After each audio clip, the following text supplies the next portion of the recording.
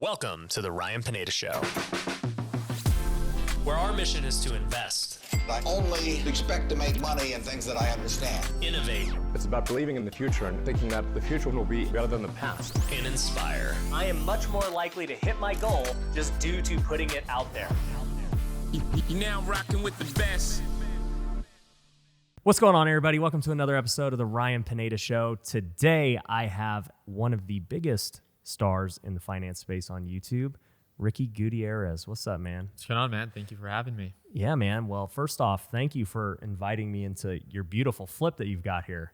Yeah, I'm really just trying to get on Ryan's level. You guys have yet to find out about his helicopter pad. If you guys don't know, I was showing him the mountain that I bought, and we haven't released the renderings on YouTube yet, but Mountain. he's given a little details about this potential helicopter pad. You see, I bought this house that we're in right now as a flip. It's actually due to my good friend over there, Colby. He presented the deal. I don't live here. Yeah. Ryan, are you going to flip that house? I am not flipping that house. I'm going to live He's there. going to live there. It's different. There's levels to this stuff. Well, I'm trying to get on your level when it comes to social media and YouTube because you're absolutely killing it. And for the viewers who don't know, you've got over 1 million subscribers on YouTube, right? No, a little shy of 1 million. So I have 971,000 last time I checked. Okay, guys. He'll be at 1 million after this episode. Let's hope. Not. I don't have that much following. But we're going to make sure he gets there. So you've got that. And you've talked about a ton of stuff on your channel. We were talking a little bit about it beforehand. I mean, you flip cars. You're a car enthusiast. You've done day trading. You obviously flip houses. What else do you do? Well, one of the things that you said you were getting into, right, was the e-commerce space. That's actually something that we just began to take on, and now we're building a brand, not just around like tech buds, but we have like different focuses for this year. But I think one of the biggest things, especially speaking to you, is it wasn't so much about like I woke up one day and I wanted to, start day trading on YouTube, or I wanted to start flipping houses for YouTube or anything like that. I just really began to make videos about markets or areas that I'm either learning more about and or that I'm proactive in. And that's how everything kind of started. I began making videos about buying and selling cars, buying and selling houses, and also trading in the market and sharing both my successes and my failures along the way. And I think that's one of the things that has really amplified our YouTube channel, and that's why I'm really excited to kind of see you not just be super proactive on TikTok, as you're obviously killing it, but also on YouTube and see how you can really build the same machine that you have on TikTok and see how you can scale that on YouTube. Yeah. It's man, YouTube's a whole nother beast, dude. It's making those videos is tough compared to TikTok. The way we actually got linked up was one of your second cousin. I just call him my cousin. We kind of look alike, no? Yeah, you guys do. You just got to squint. I'm not going to say who's better looking, but, one's off camera for a reason. So, anyway, this is a podcast. So you guys can't tell unless you're on YouTube. If you're on YouTube, by the way, make sure you guys are subscribed and you hit that like button. But, Ricky, you're 26 years old. You're absolutely crushing it. When I was 26, I was like just starting to flip houses. I was still broke. I was actually still flipping couches and doing side hustles. Tell us how you got there. Like, what's your journey been like? I know you're talking about being born in Cali. Like, give us the rundown of where you came from, how you got here. Well, I think like what you just said is huge. Is a lot of these things did begin as complete hobbies, interest of mine, where I wanted to learn more about the stock market because one day I wanted to be able to buy a GTR. I love the Fast and the Furious movies, and that was just a big aspiration of me to one day be able to buy that Paul Walker GTR. One thing leading to another as I began flipping phones. I did not know you flipped couches. Yeah, that was my best YouTube video ever. Really? I had no intention of it going viral, but it did. Wow, I have no words. But I think that's the biggest thing is when you begin to make content on things that you are literally just doing. I think that's the biggest disconnect from a lot of people that are probably watching this, might want to start YouTube channels, might just want to document their journey. And I think the best way to do so is not to overthink it, but I literally just began uploading videos on YouTube. I was a full-time student at ASU Polytechnic. I moved from California to Arizona. I had no friends. I was working full-time. That's all my life consisted of. So what I utilized my extra time to is uploading videos about things that I was doing. I got pre-qualified for my first house due to my telecommunications sales-based job at age 20. It was 2015. Made a video about that. No one cared. I loved buying and selling cars. Made videos about that. No one cared. It got like 100 views, which was really good for me.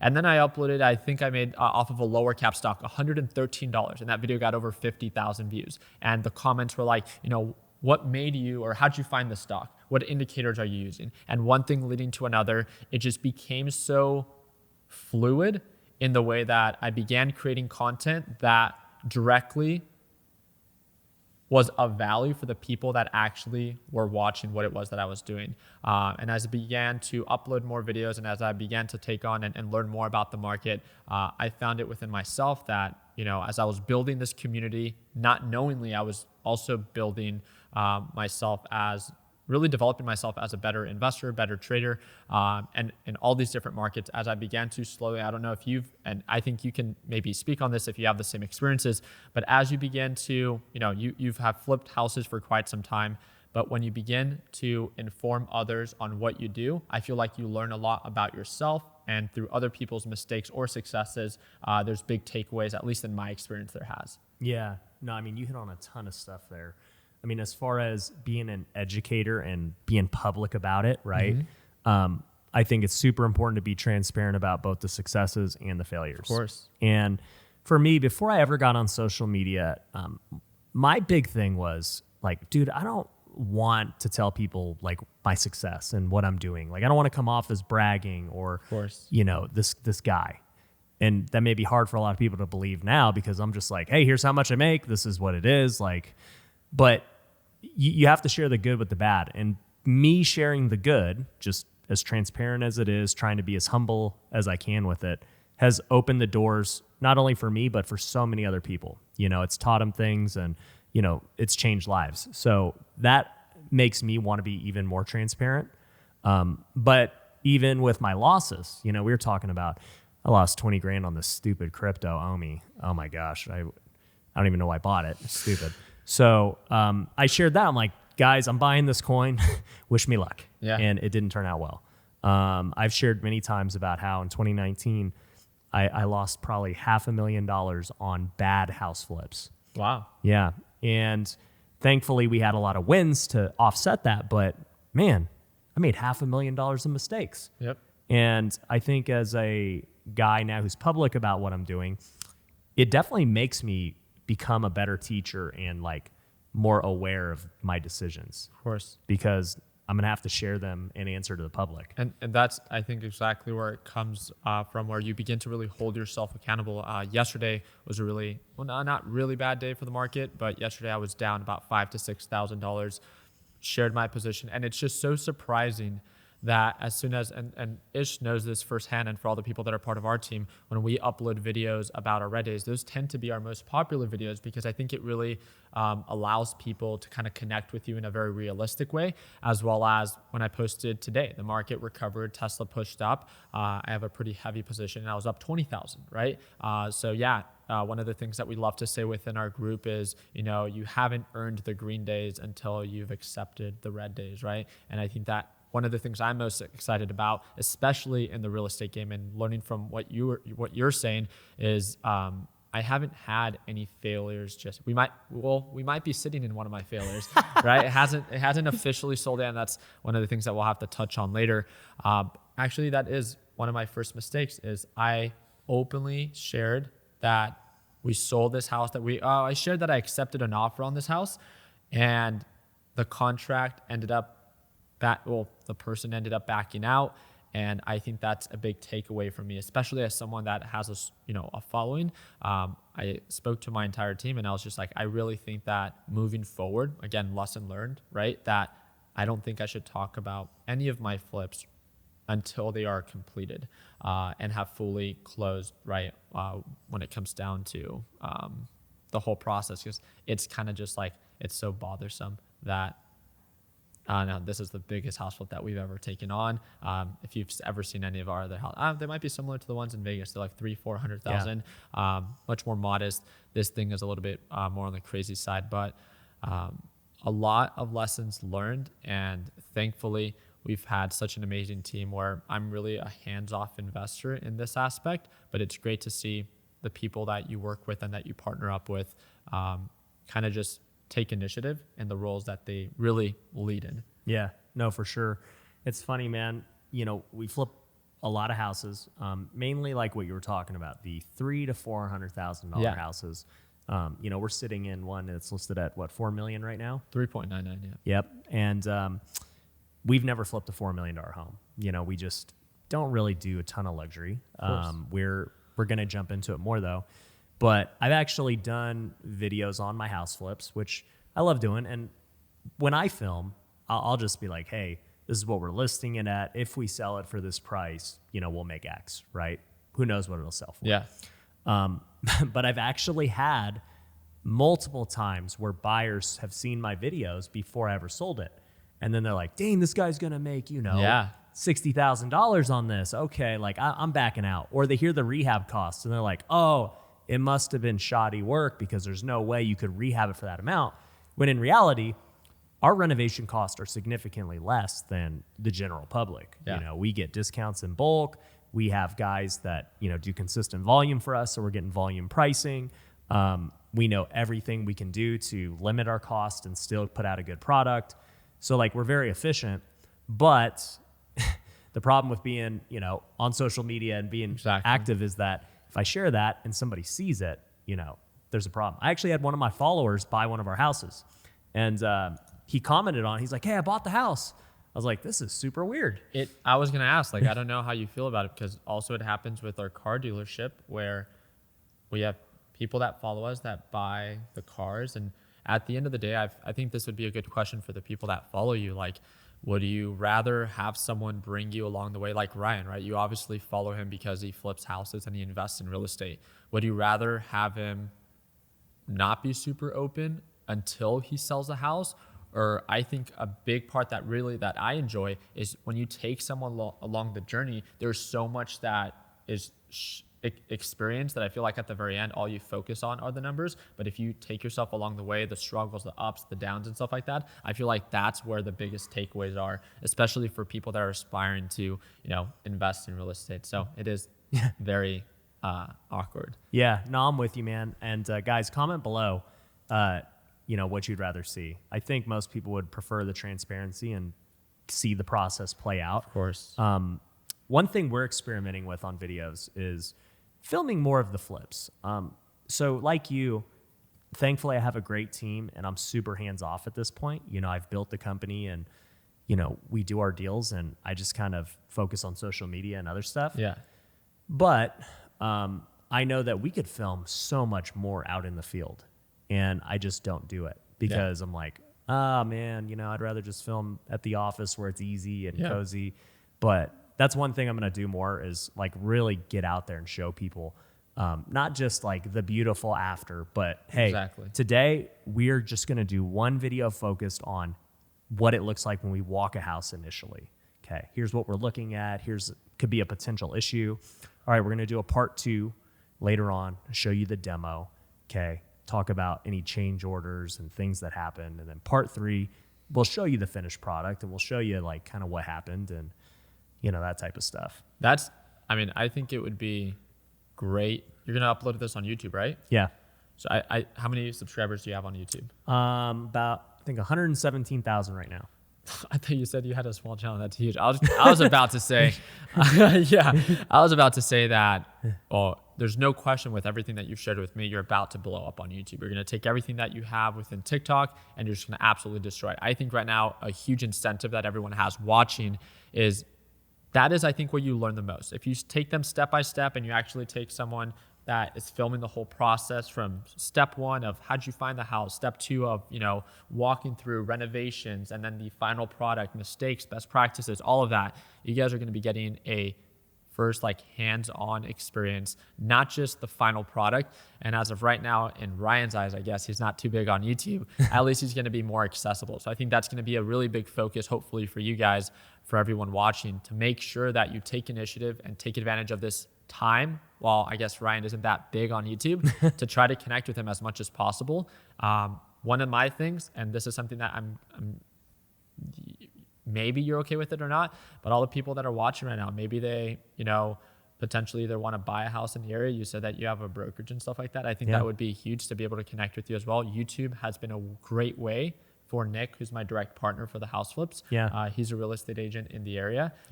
He's been able to close a couple of deals. So how cool would it be to be able to not just learn from Ryan, but to be able to work with him as well? Yeah, man. No, I appreciate that. We've definitely gotten some great leads from social media. We've helped a lot of people buy homes, and whether it's education or agents joining our brokerage and stuff. There's a lot of ways we work with people. But one thing I want to ask you about is, you're at the point where you're at now. I mean, you talked about owning this car dealership. You're partnering up on flips. You have your huge group where you guys are, you're going live every day, going through your trades. Like, it's super cool. But before all of that, you said you came out here, didn't know anybody. You were going to college. Like, first off, why did you even come out here? So originally I had there's a couple different factors. One of the factors was I had a girlfriend that I met in California that at the time lived and was going to school in Arizona. That was a factor that definitely influenced me in wanting to move out here. A second factor was the cost of living was a lot less based off of California versus Arizona. When I was looking at houses in 2015, I remember, believe it or not, I used to go to the gym back then. Even now, I'm super small in comparison to Ryan. But you're tall though. Yeah, very right. tall. How tall? What are you, like 6'3"? Yeah, 6'3", 6'4", around there. Yeah. But I remember sitting at the gym. I used to go to Crunch, and I was going through houses at 140,000, 150,000. I was like, my goal is by age 20, I'm going to buy one of those houses. Did I really believe I was going to do it? No, not necessarily, but definitely a huge incentive. And then I wanted to go to ASU Tempe, which was more of the party school stuff. Number like one that. party school in the nation when I was around. Is it Yeah, still well, that? When I was gonna go, that they were peaking, and then I got a girlfriend at the time. She's like, you ain't going to ASU. I'm not going to ASU Tempe. For those that know, ASU Polytechnic. We used to call girls there unicorns because we would rarely see any. What is that? Yeah. So Polytechnic was an engineering-based campus. Okay. It was much smaller classes. I didn't go to one college party, nothing like that. All my time was consumed with working full-time to try to build that stable income so I can qualify for my house, saving all my money. I was super, super frugal back then, where I cooked every meal to the best of my abilities at home. And I had my little side hustles. And then, one thing leading to another. I did not expect, and this is the crazy thing, is I feel like, and let me know if you agree, I grew up in California. So when I moved to Arizona, I removed myself from anyone that I did know. So it really took me out of my comfort zone. Yeah. And because of that, it really allowed me to have no distractions, which really empowered me to try to find proactive hobbies. I was always big on buying and reselling things. And I think that is one of the single most best decisions I made back then. And it's not just because it was Arizona, but it's the action of leaving an area that I'm so comfortable with, where if I look back and I see a lot of people back in my hometown, they've stayed stagnant relatively, right? Mm-hmm. In comparison to the people that move out, begin to explore. And it's not that you have to become uber successful or anything like that, but I think you really begin to develop as a person that I know who it is that I am today as a 26-year-old. I'm not the same very shy and sheltered kid I was when I was 20 years old. So what started as something of I'm just going to school out there, maybe buying a rental property if I could qualify, led to me falling in love with Arizona, everything that it had to offer, and now running our entire life out here. Yeah, no, that's awesome. Did you end up getting your degree? No, my senior year, I dropped out. So were you going to be an engineer? It was under the Fulton School of Engineering, but no, my major had a focus on starting my own business. So maybe I just got an early start to it. So what's the degree? Yeah. Of just a business degree? It was this was the weird part. It was technological entrepreneurship and management, which was a glorified way of just saying it was a business degree under an engineering degree. Yeah. It makes sense if you don't think about it. I was an engineer. I went to engineer school. Yeah? That's what I was. No, that's what you were saying. Yeah. Yeah, Well, that's Yeah, I'm an engineer, whatever. no. No, the degree, I'll tell you, I agree with what you're saying. So I'm from Vegas, and I went to school at Cal State Northridge. So I spent 3 years there. I had the same experience. I wanted to get out of my comfort zone and my safe zone and just be on my own. You know, I didn't know anybody out there. You know, now granted, I went out there to play baseball. I had a scholarship, and so my friends were already built in. You know, it's my teammates. Yep. Like, we don't have a choice. We're gonna have to be friends. And I really grew up during those 3 years. Somebody recently asked me on Instagram. They were like, "When do you think you matured the most in your life?" And I'm thinking about it, and I'm like, okay, you know, college is good.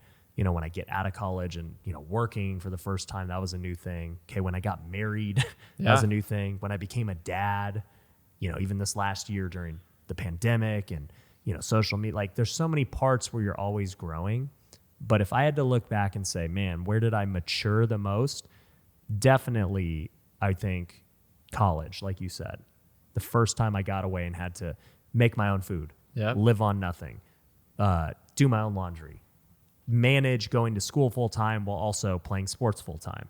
It was really hard. Yeah. No, I didn't know how to do my laundry when I moved out. Hey, me neither. Yeah. I still, you know, I was told you had to like separate the lights and the darks. And then I was like, I don't think you even need to do that. And I'm like, I'll just throw it all in the washer and whatever. And it was fine. Yeah. my white shirts just come out a little blue, but Yeah, but other than that, they're good. Nothing It's way wrong. easier. yeah, 100%. So we ended up, you know, you end up coming out here. You're going to school.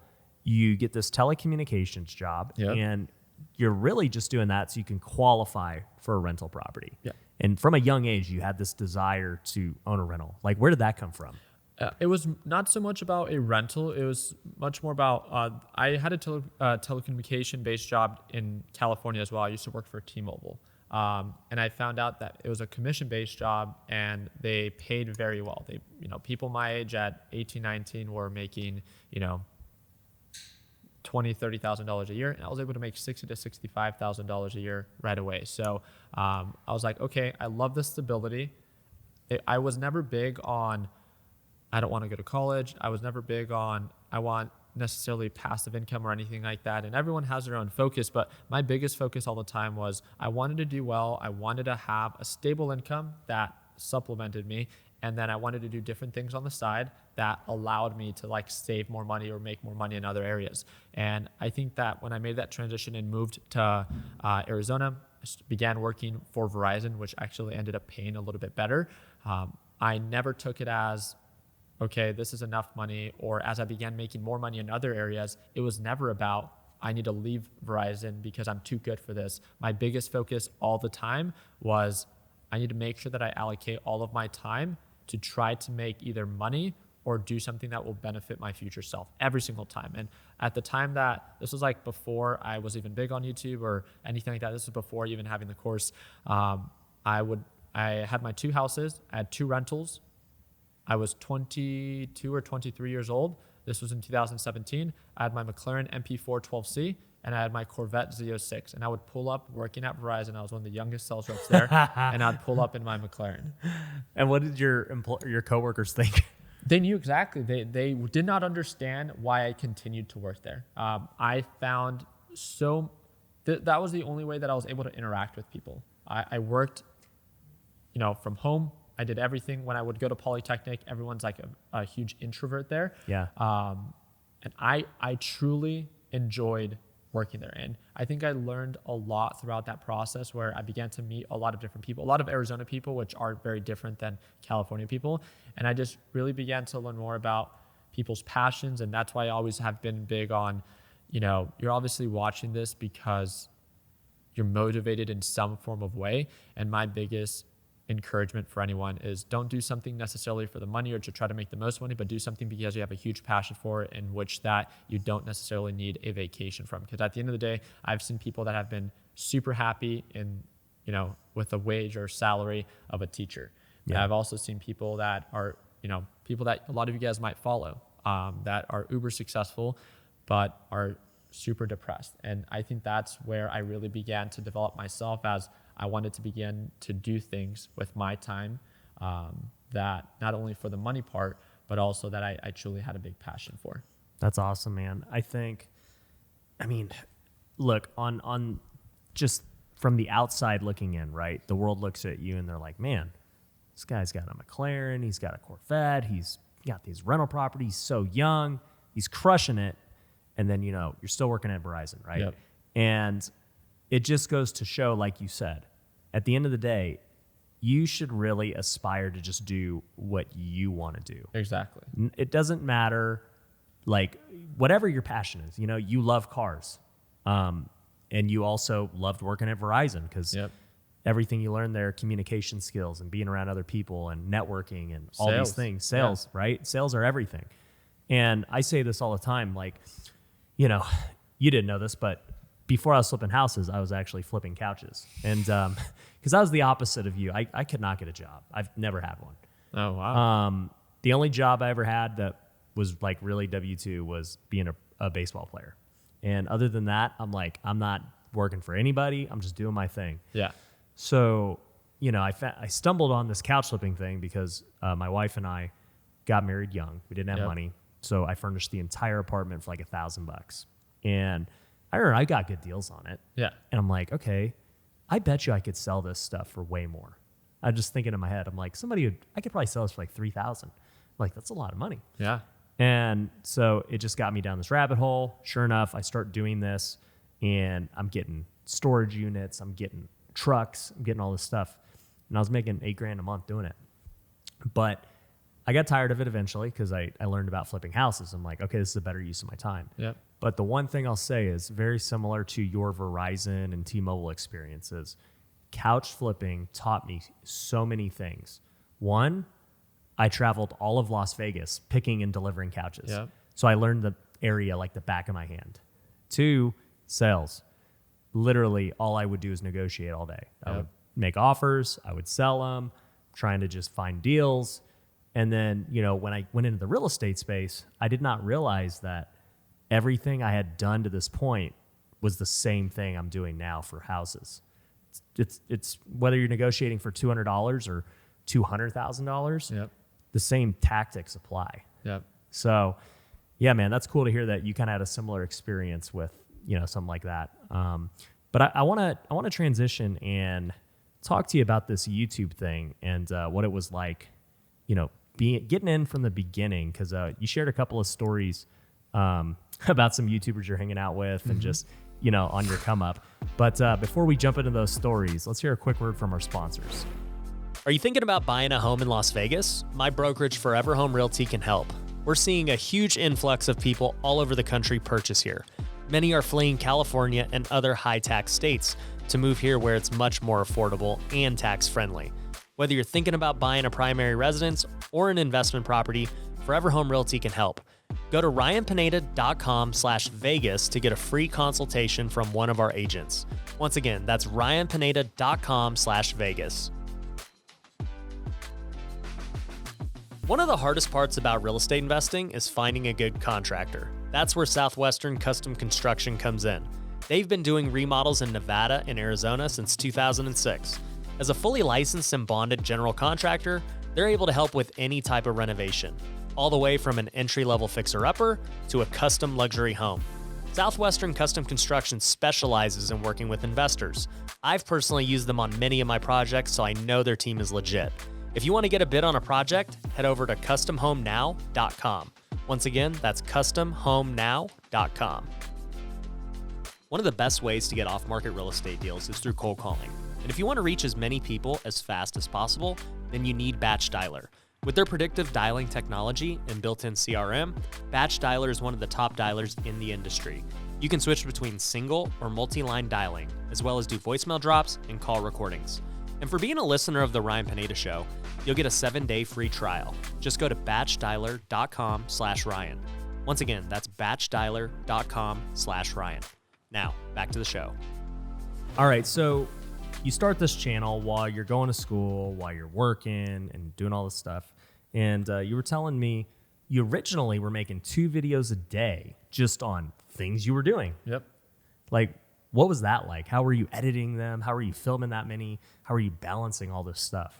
So it wasn't as nice, obviously, as this video and everything it is that we have set up now, right? Especially with your content. I think one of my biggest takeaways is, my big focus was trading in the market. And because the market's always changing and I was day trading at the time, if I took a loss or I made a profit or there's a new focus towards the end of the market versus the start of the market, it was very easy. And this was actually a conversation that I had very early on with Graham, where we became friends very early on. And he was like, Graham at that time was like uploading videos once a month.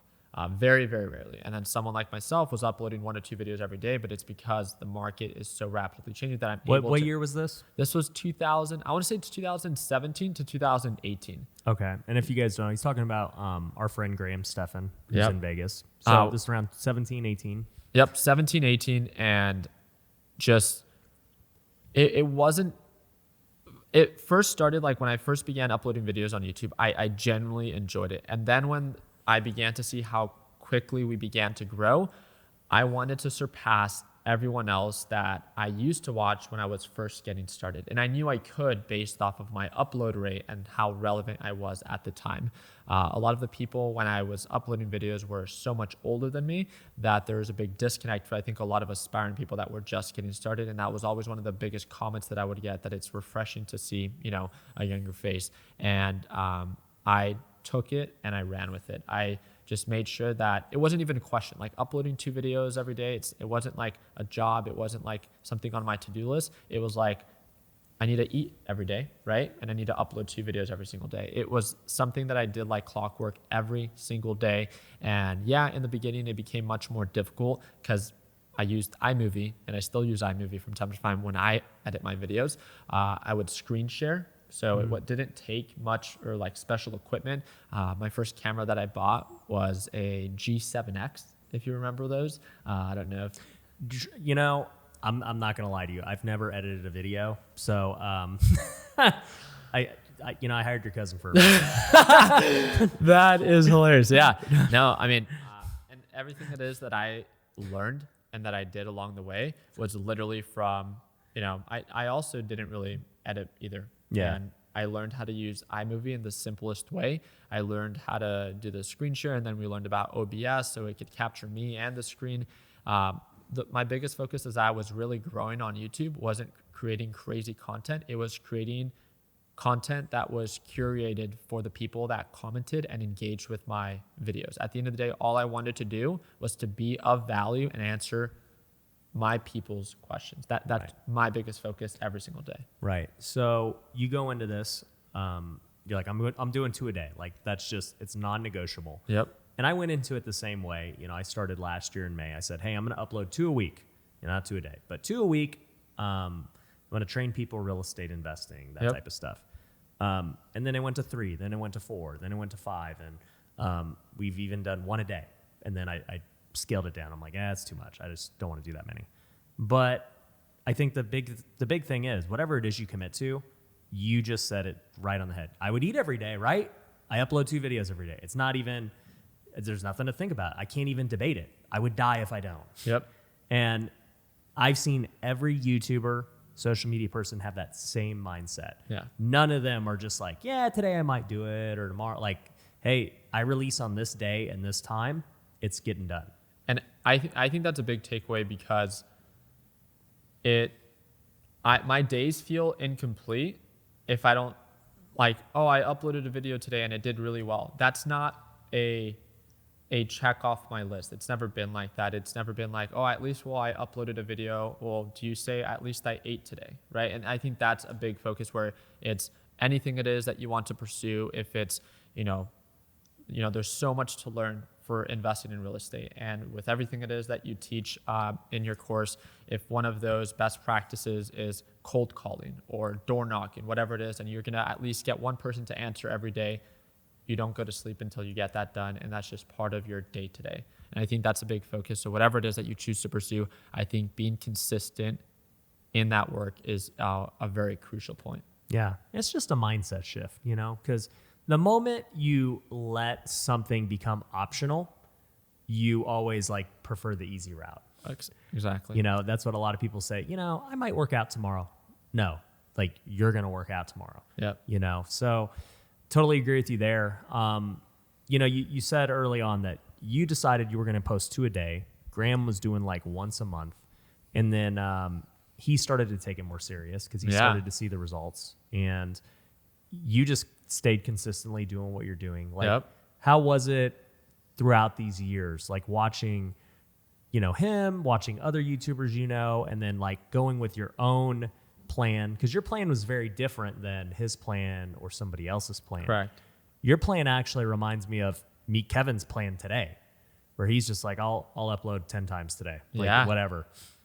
So what gave you that plan? Is it just the nature of your niche? A big part of it, I think, is that I think it would be very difficult to continuously create content, and it's still difficult even for me to this day, where I don't upload 2 videos a day, but I upload sometimes just 1 video a day, and even that within itself can be difficult, especially now having over 2,000 videos on YouTube. It's kind of there is a lot of repetitive content, and it's just part of the process. One of the things that I really admired from Graham, and I've always tried to stay true to this, is that I met Graham when he was bigger than me on YouTube.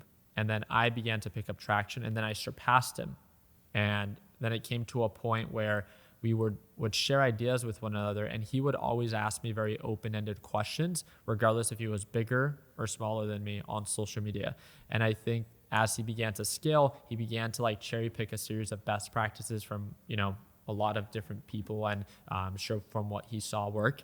And I just saw him absolutely blow up. And I'm a big believer in nothing in life worth having should ever come easy. And I think he's a perfect example of someone that found a really good working system, and he earned it. He didn't deserve it. It's not, I upload videos every day. I'm sure people upload videos every day and don't get any traction. It's not about what you feel like you deserve. I just feel like he dedicated the time, and he definitely earned it. And I think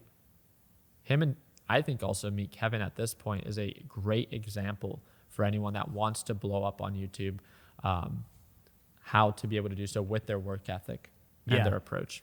That's the one thing that I've noticed, as a guy who's become a recent YouTuber, and I've been fortunate enough to, collaborate and talk to the biggest guys on the platform, at least in the business niche.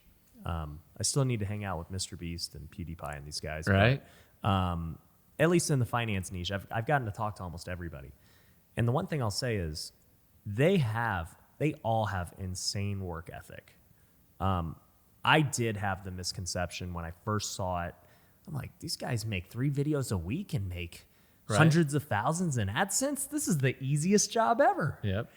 And then you see the behind the scenes, and, they all work 60, 70 hours a week, because many of them still edit their own videos. They do everything themselves. And there's nothing wrong with that. The work ethic is there. Definitely. And for me anyways, I'm not going to work 60, 70 hours a week. So I took my business principles from everything else and said, how can I literally delegate everything humanly possible? Yeah. And that's kind of the approach I've taken. But I think you're a great example. We've said this before, there's so many different ways on how to approach any market, any niche, and still get the same end result of being successful. You did an amazing thing on TikTok that, in comparison, if I'm not mistaken, Graham, myself, Andre, me, Kevin, you're bigger than all of us. Yeah. And you did it on a platform that made you super relevant, super quick within a very short period of time, probably quicker than any of us.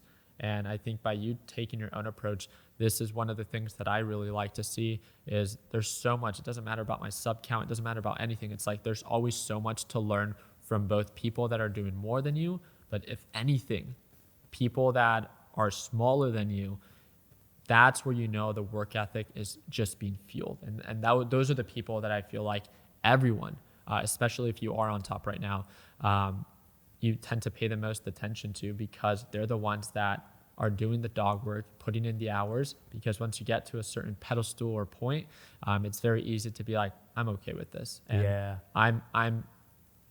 me, Kevin, all of them are super cool. Graham, I'm very excited to see the same structure that you've built for TikTok, to see how you facilitate that on YouTube. I think that you will do really well. I appreciate that. Yeah,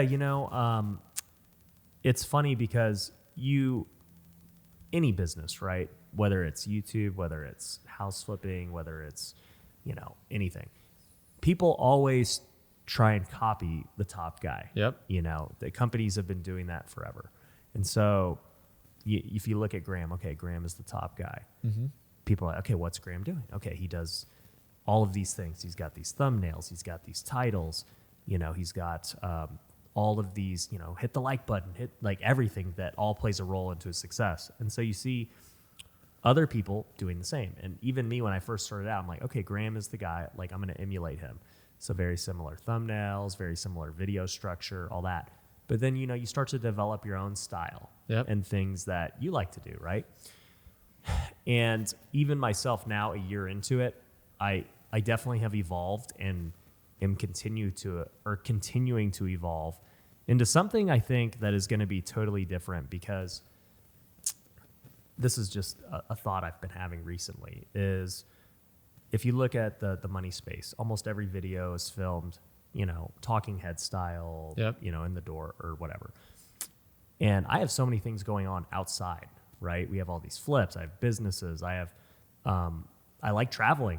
Most of these YouTubers don't travel. Mm-mm. They're too busy making content. Yep. And I like to showcase all these things. And I'm like, how could I essentially become like a Mr. Beast of the finance space?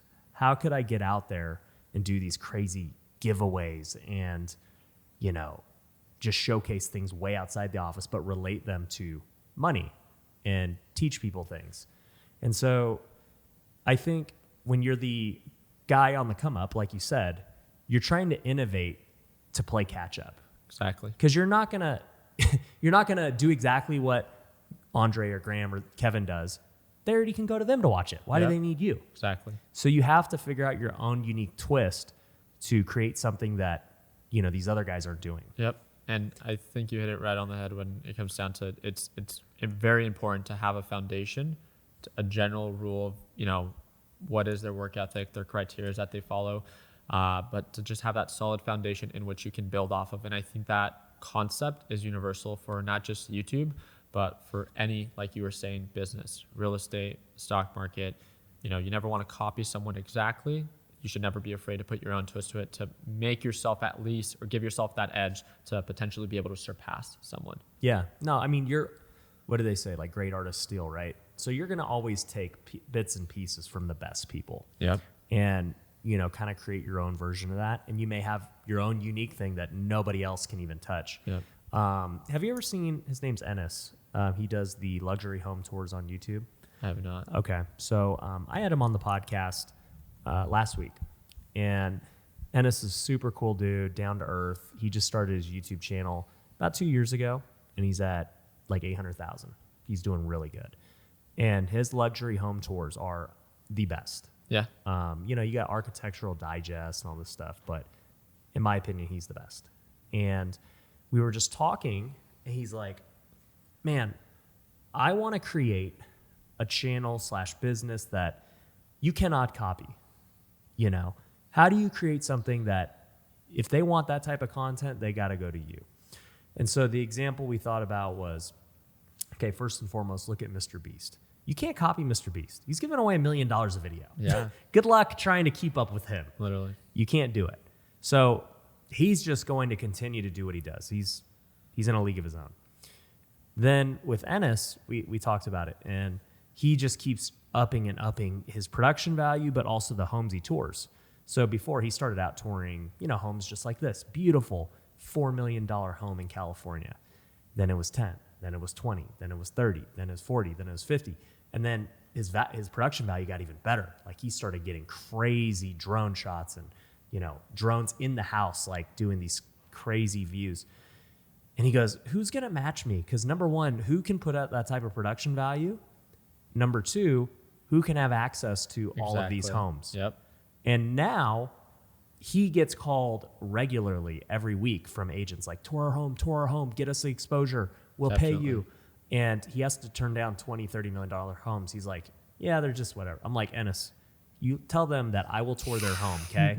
Give me your leftovers. I have no problem with it. Right. But that is how he's creating a lane that no one exists at. I like that, the league of your own. Yeah, you just become not just so big on the the follower space, but a mixture of different things that literally almost make you untouchable. I like that. And so that's kind of what I'm trying to think about now. And it's really opened my mind. And like you said, I think masterminding is so amazing. I talk about it all the time. Like in real estate, my business only got to where it got because of masterminds. I talked to investors that were way better than me, and I've gotten many things from investors who aren't. Yeah. And, investors are always looking for that edge. What's the next best marketing technique? Okay, cold calling is good. We all need to cold call. Like everybody just copies each other, right? Yep.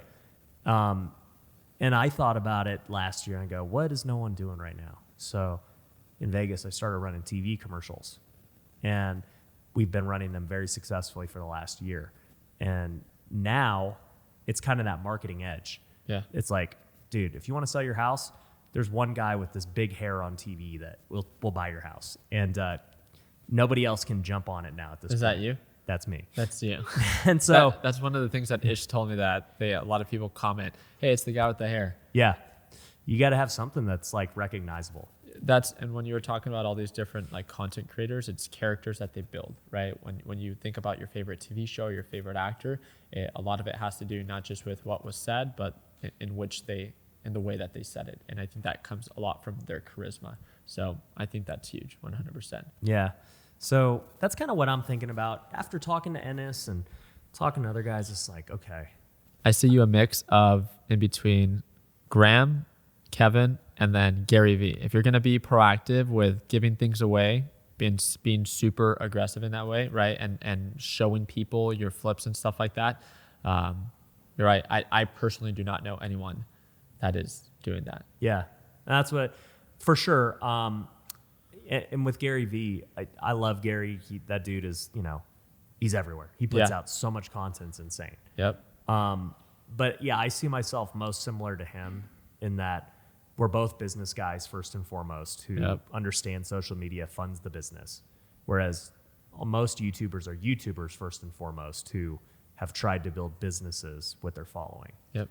And so I always take the business approach to it of like, okay, if I'm going to put all this time into filming and, creating content, I better figure out like what's the best way to, not only monetize it and, make money, but how can I basically get the best ROI on my time if I'm going to do this, both emotionally for me. Do I enjoy doing it? Am I helping people? Are they getting value? Emotional ROI is something people don't think about, but number one for sure. And then, the dollar ROI. Does this actually make sense to go hard at this? Opportunity cost. I like it. Yeah. So, dude, for you, as we get closer to the end, you have all this success with YouTube and your businesses. Like, what do you see for yourself in the future? Like, what are you trying to do? My biggest focus for everything that we're doing is, trading itself and investing itself is my thing. And I really enjoy going live every day. That's always just going to be my thing. But when it comes down to the people around me and our team, I really just want to build for the people that we have as of right now, either working for us. I want to create businesses with them. So just like Weston and Caleb were two individuals that followed me on Instagram or on YouTube, had an idea. We both shared very similar interests when it came down to buying and selling cars. I invested in their idea. And then 2 years later, we have 2 dealerships. And that's my goal for everyone that's part of our team. It's not so much about myself. As of right now, I feel like I'm getting a little bit older. I'm 26. I just want to continue building. I know. Man, you're coming up on. You're gonna get Social Security soon. But no, it's just like, I think because I started so young that my biggest focus now is not so much on myself, but it's trying to help the people or assist the people around me and helping fund their businesses or just make it a little bit more accessible for them to be able to build what it is that they might want to do for the rest of their lives. I know I will experience so much fulfillment with that within itself. Yeah, no doubt about it. And, that's something that I've thought about as well, is like, with influence and social media, right? You have the ability to draw instant traffic to any new business. Yep. And so it's crazy if somebody partners with you, even if you weren't funding it. Yep. There's already so much instant value Yeah. in it. You don't even have to be involved with it as long as you're the marketer side of Yep. it, right? But when you bring money to the table too, now you're bringing just a ton of value with your name, with your money, and then you just need a really good idea and good partners that can run it. Yep. So you see that for yourself going forward, like you really just want to fund other people and just help them out. I literally just would love to, when it comes down to the dealership, our HQ, our e-commerce, trading or investing myself. I would say moving forward, as we continue to get more people that join our team and as they continue to, come up with new ideas, that is my biggest focus. Is I just want to continue to invest in ideas and invest in people in which I see value. And it's not I'm just going to invest in anyone's idea, but whatever I think that I want to be a part of. So your HQ is going to be like an incubator. Literally, that's It what it literally is is. for our members. It's just a way that I think will allow us to have more of a physical relationship or connection with people that are already so invested in us. And it will allow us, I think, to tap into a market that, as of right now, at least in the finance space, I don't see that anyone else has done. So it would be a win-win in the sense that we can work with super motivated individuals. So just like, you a year ago when you were hustling, right? Or you're still hustling now, obviously, but just imagine if someone would have came along and would have tried to maybe assist you along the way. It could have maybe just acted as a positive catalyst. That's all we want to be for the people that join us at the HQ and see and begin to cherry pick the ones that we think that we can have a positive influence on. I love that. So how would somebody become a member or, join HQ? So the HQ is a way for us to like give back to everyone that invested into like LPP, right? So I trade live every day, and that's the group within itself. I just wanted to now provide a physical location for them. So if you're part of LPP, then you'll have access to the HQ. Okay. So for those listening who don't know what LPP is, what is it? How do they get involved? Yeah, it's Learn, Plan, Profit. It's for those that have watched my videos before on YouTube. If you like the way that I trade, if you like the way that I invest in the stock market, then great. You can watch me trade live every single day. And now moving forward, we're going to have, our office that I bought is 7,000 square feet.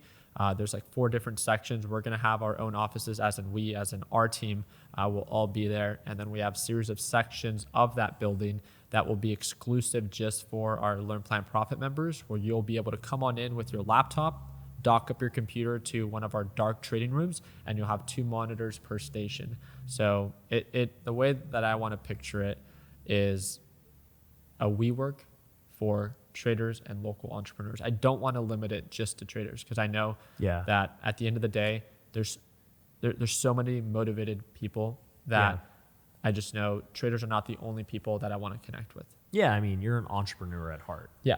Trading is just one piece of it. Exactly. So if somebody wants to sign up for LPP, where do they go? Well, you can just watch my videos on YouTube. Okay. And that's my biggest thing, is we were talking about it, of like your whole plan and stuff like that. If you like my videos on YouTube, if you like the way that I break things down, the way that I articulate things, then great. You can, they're literally plugged. It's Learn, Plan, Profit, or they're plugged in every single video that I've uploaded. And it explains in detail what it is that I do and how it is that I do it. I don't like to glorify anything. I don't like to say that we'll tell you what to do. We don't send stock alerts, something like that. Just like I think any person that can really become successful is we really focus on building a core foundation in which you can build off of. It is a beginner course.